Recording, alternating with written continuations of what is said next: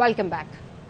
Bulletin का आगाज market में अमरीकी डॉलर 20 से 25 रुपए सस्ता होकर 290 से 295 रुपए फरोख्त हो रहा है। इंटरबैंक के मुकाबले में ओपन मार्केट में डॉलर 22 से 25 रुपए महंगा फरोख्त किया जा रहा था। पाकिस्तान फॉरेक्स एक्सचेंज एसोसिएशन के चेयरमैन मलिक बुस्तान का कहना है कि डॉलर की कदर में कमी की बड़ी वजह इसाक डार के बैंकों को दिए गए अहकामात हैं। इंटरबैंक में डॉलर 22 पैसे सस्ता होकर 285 रुपए 25 पैसे पर ट्रेड कर रहा है। बैंकों की जानिब से दरामद कुनंदगान को डॉलर 285 रुपए 75 पैसे में फरोख्त किया जा रहा है।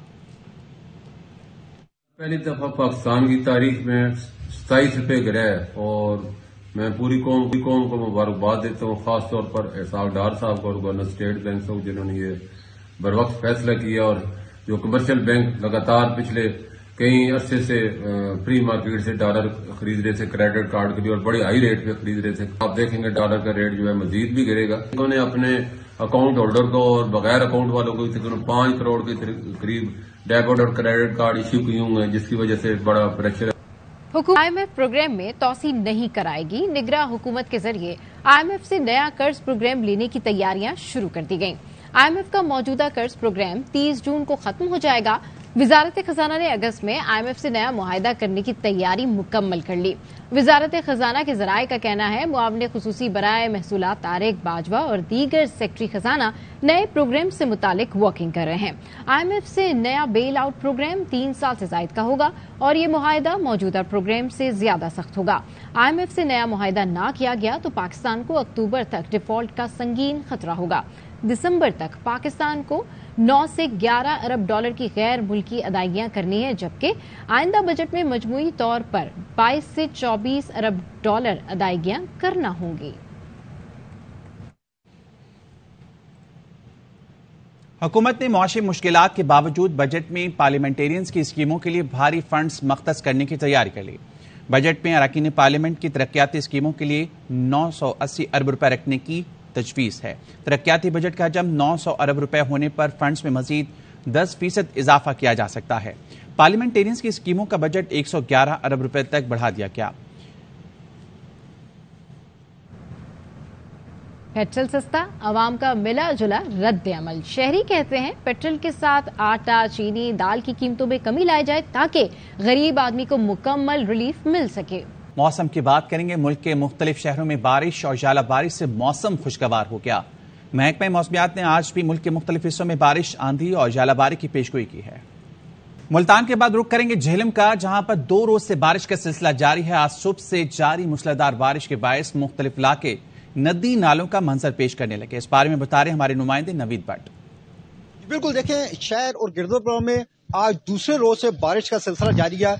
आज सुबह से होने वाली मूसलाधार बारिश के बाद शहर और गिरदोनवा के इलाके नदी नालों का मंजर पेश कर रहे हैं। निशेबी इलाके जेरे आब आ चुके हैं। बिल्कुल अगर बात करें तो अंदरून शहर का जो तजारती मराकज है, नया बाजार है, मेन बाजार है, सिविल लाइन रोड है, ये बिल्कुल नालों का मंजर पेश कर रहे हैं और कई फुट पानी यहाँ पे जमा हो चुका है। जितने भी तजारती मराकज हैं, सुहावा का है, दीना में है, जेल में है, वो सारे के सारे नदी नालों का मंजर पेश कर रहे हैं। इस वक्त भी बारिश का सिलसिला जारी है और मौसम का हाल बताने वालों का कहना है कि बारिश का ये सिलसिला शाम तक जारी रहेगा।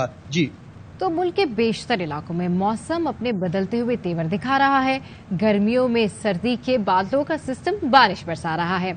मई और जून में जालाबारी हैरान कुन है। माहिरीन इसे मगरबी हवाओं का नतीजा करार दे रहे हैं। गर्मी में जालाबारी क्यों होती है, ये जानते हैं इस रिपोर्ट में।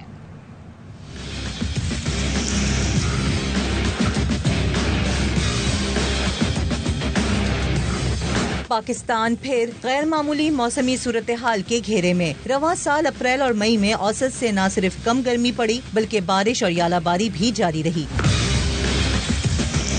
कहीं कहीं तो टेनिस बॉल जितने बड़े ओले पड़े। शहरियों ने तो बदले मौसम को एंजॉय किया, लेकिन माहिरीन इसे माहौलियाती तब्दीली के असरात करार दे रहे हैं। देखिए, यालाबारी अमूमन जो होती है ना, जो सर्दियों की बारिशों का सिलसिला होता है, वेस्टर्न डिस्टर्बेंस, वो अमूमन कोल्ड क्लाउड्स के बायस होता है। ये अभी तक वेस्टर्न डिस्टर्बेंस चल रही है मुल्क के मुख्तलिफ हिस्सों में, उसी की वजह से बारिशें हो रही हैं। सरदार सरफराज कहते हैं मगरिबी हवाओं के बाद पानी के कतरे ओले की सूरत इख्तियार करते हैं और बादल उनका बोझ नहीं उठा पाते। वाटर ड्रॉपलेट्स हैं जो पानी के बुखारात के ज़र्रात होते हैं, वो बेसिकली इतने ऊपर चले जाते हैं, उस تیز پش کی وجہ سے سارے واٹر ڈراپلیٹس آپس میں مل کر سالڈ شکل اختیار کر لیتے ہیں اور پھر بادل ان کو ہولڈ نہیں کر پاتا دیر تک، تو اس وجہ سے وہ بطور یالہ باری ہی گرتے ہیں زمین پر۔ ماہرین کے مطابق 1987 کے بعد مئی میں ریکارڈ کی جانے والی بارش اوسط سے زیادہ ہوئی۔ مغربی ہوا ہوئی کی وجہ سے شمالی علاقوں میں اپریل اور مئی میں برف باری بھی ریکارڈ کی گئی ہے۔ اور اب بات کریں گے آڈیو ٹیپ کون کس قانون کے تحت کرتا ہے، کس کے پاس یہ صلاحیت ہے، کیا آئین اور قانون شہریوں کی کال کی سرویلنس اور خفیہ ریکارڈنگ کی اجازت دیتا ہے؟ اسلام آباد ہائی کورٹ نے شہریوں کی آڈیو ٹیپ اور آڈیو لیکس پر اٹارنی جنرل سے معاونت طلب کر لی۔ وفاق، وزارت داخلہ اور دفاع اور پی ٹی اے کو بھی پٹیشن میں فریق بنانے کی ہدایت کر دی۔ جہانگیر ترین کا اپنی پارٹی کے قیام سے متعلق مشاورتی عمل جاری ہے۔ جہانگیر ترین آج بھی اسلام آباد میں اہم شخصیات سے ملاقات کریں گے۔ جہانگیر ترین سے پنجاب سے پی ٹی آئی چھوڑنے والی شخصیات نے رابطہ کیا۔ ذرائع کا کہنا ہے کہ وہ اہم ملاقاتوں کے بعد لاہور روانہ ہو جائیں گے۔ یہاں وقت ہوا ایک بریک کا۔ صرف معیشت نہیں، پورا نظام تبدیل کرنا ہوگا، لمبے عرصے تک مشکل فیصلے کرنے ہوں گے۔ نون لیگ کے رہنما شاہد خاقان عباسی کی پروگرام آف دی ریکارڈ میں گفتگو، کہا آج ہم اس جگہ پر پہنچ گئے ہیں جہاں الیکشن بھی کسی چیز کا حل نہیں۔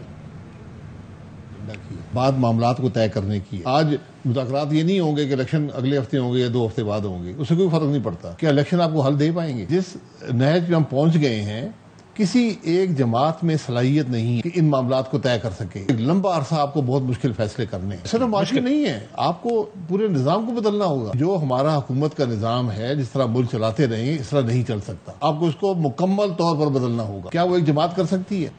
تشدد، نفرت آمیز، نقص امن اور اکسانے والے بیانات پر پابندی۔ پیمرا کی جانب سے تمام چینلز کو ضابطۂ اخلاق عمل درآمد کا اعلامیہ جاری کر دیا گیا۔ 9 مئی کو ریاستی اور نجی املاک پر حملے کر کے معصوم جانیں خطرے میں ڈالی گئیں۔ وفاق اور ریاستی اداروں کو کمزور کرنے کی کوشش کی گئی۔ ایک سیاسی جماعت کی طرف سے ریاست مخالف سرگرمیاں کی گئیں۔ پارٹی کارکنوں نے عوام کو وفاق اور ریاستی اداروں کے خلاف اکسایا۔ 9 مئی کے واقعات کے ذمہ داروں کا میڈیا پر بائیکاٹ ہونا لازمی ہے۔ چینلز نادانستگی میں نفرت انگیز تشدد کے منصوبہ سازوں اور سہولتکاروں کی تشہیر کا حصہ نہ بنیں۔ چینلز کو تاکید کی جاتی ہے کہ پیمرا قوانین اور سپریم کورٹ احکامات کی تعمیل کریں۔ امن و امان کا قیام قانون نافذ کرنے والے اداروں کی ذمہ داری ہے، جس کے لیے مجاز اقدامات کا حق رکھتے ہیں۔ اظہار آزادی رائے کی حفاظت کے ساتھ امن کا قیام بھی ضروری ہے۔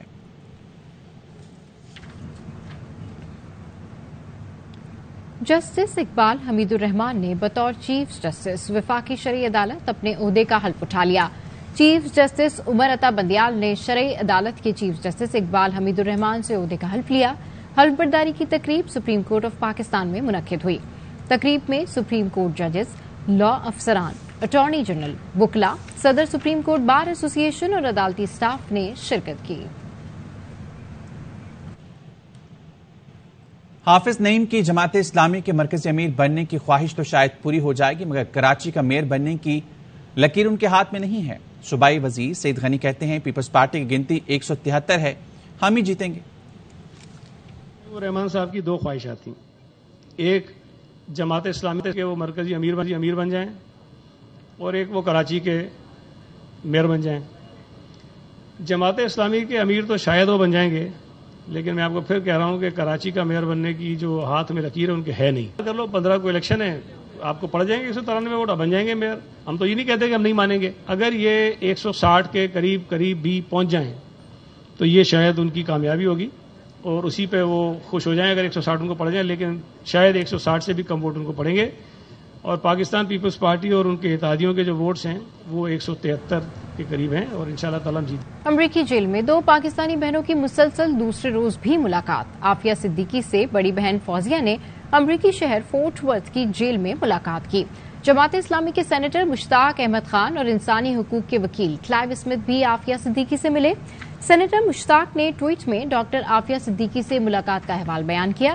ٹویٹ میں کہا کہ ڈاکٹر عافیہ سے 3 گھنٹے ملاقات ہوئی، گفتگو مکمل ریکارڈ ہو رہی تھی۔ عافیہ صدیقی کی صحت کمزور اور بار بار ان کی آنکھوں میں آنسو آ رہے تھے۔ ملاقات میں ڈاکٹر عافیہ بار بار کہہ رہی تھیں مجھے اس جہنم سے نکالو۔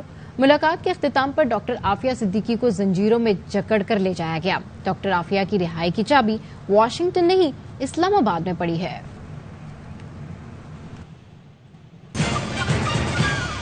Welcome back.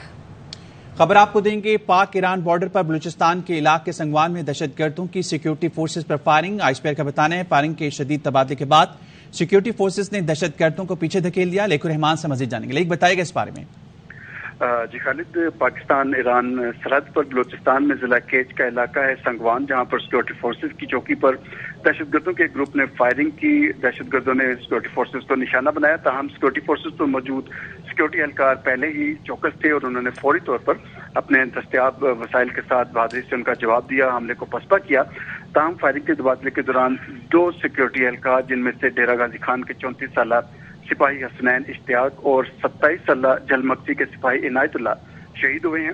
सिक्योरिटी फोर्सेज ने मुमकिन दहशतगर्दों के इलाके में तलाश के लिए ऑपरेशन किया है और साथ ही ईरानी हुकाम के साथ राब्ता करके दहशतगर्दों के फरार के रास्ते मजबूत करने के लिए राब्ता करके उनसे ताउन भी मांगा है। ये बताते चलो कि सिक्योरिटी फोर्सेज बलूचिस्तान में अमन इस्तेहकाम को सबूताज करने की तमाम कोशिशों का नाकाम बनाने के लिए पुरअज़्म है। जी खालिद, बहुत शुक्रिया लेक आपका। बरतानवी chief of general staff Patrick Nicholas Yardley का जीएचक्यू का दौरा। Army chief general Syed Asim Munir से मुलाकात।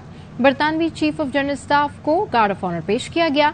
बरतानवी चीफ ऑफ जनरल स्टाफ की यादगार शुदा पर हाजिरी भी दी। जनरल आसिम मुनीर से मुलाकात में इलाकाई सलामती और बाहिमी दिलचस्पी के उमूर पर तबादला ख्याल किया गया। बरतानवी चीफ ऑफ जनरल स्टाफ ने पाक फौज की कुर्बानियों को सराहा। अमन व इस्तेहकाम के लिए पाक फौज की कोशिशों का एतराफ किया। बरतानवी चीफ पैट्रिक निकोलस यार्डले ने ज्वाइंट स्टाफ हेडक्वार्टर्स का भी दौरा किया और जनरल शमशाद मिर्जा से भी मुलाकात की। पाक आर्मी के वेटरन्स ऑफ आर्म फोर्सेज के वफ्द का जिन्ना हाउस लाहौर का दौरा। जिन्ना हाउस के वाक़े की शदीद मजम्मत की। वफ्द ने कहा यह बहुत रंजीदा कर देने वाला वाक़या है। कायद-ए-आज़म रहमतुल्लाह अलैह का घर है और ये बाब कौम से ज़्यादा हम पाकिस्तानियों के लिए कोई हो नहीं सकती कि इस तरह की कार्रवाई यकदम नहीं हो सकती, अचानक नहीं हो सकती। ये बाकायदा एक मनसूबा बंदी के तहत सब कुछ किया गया है। ये खाली एक घर पर हमला नहीं था, ये पाकिस्तान की एहसास पर हमला था। इस अपील है कि इनको दर्दनाक सजा दी जाए जो कानून के अंदर मौजूद है। नाकाबिले माफी जुर्म है। इसमें जो भी साजिश में जो भी इसका शिकार हुए वो सब लोग, और इसके अलावा जो इसके पीछे जिनका हाथ है उनको माफ करना किसी तौर भी जो है हम उसकी इजाज़त नहीं देते। ये वाक़या नहायत ही दिलखराश वाक़या है और इस तरह के वाक़या को हम कंडेम करते हैं। इतना बड़ा सानिया है और इस कदर खौफनाक हादसा है कि अगर इसके जिम्मेदारों को माफ़ कर दिया गया या इनके सहूलतकारों को माफ़ किया गया तो इस मुल्क के साथ बहुत ज्यादती। चेयरमैन आईसीसी ग्रेग बार्कले और चीफ एग्जीक्यूटिव जेफ एलेडाइस का पाकिस्तान का 2 रोजा दौरा खत्म हो गया। आईसीसी हुकाम और chairman PCB management committee Najam Sethi के दरमियान अहम उमूर मुज़ाकरात का हिस्सा रहे। इस हवाले से रिपोर्ट कर रहे हैं शहजाद मलिक। पाकिस्तान टीम मुसलसल तीसरी बार जूनियर हॉकी एशिया कप के फाइनल में पहुंच गई। सेमीफाइनल में ग्रीन शर्ट्स ने मलेशिया को 6-2 से आउट क्लास कर दिया। इवेंट का फाइनल आज रवायती हरीफ पाकिस्तान और भारत के दरमियान खेला जाएगा। बुलेटिन से फिलहाल इतना ही। मजीद खबरों के लिए विजिट कीजिए ARYnews.tv।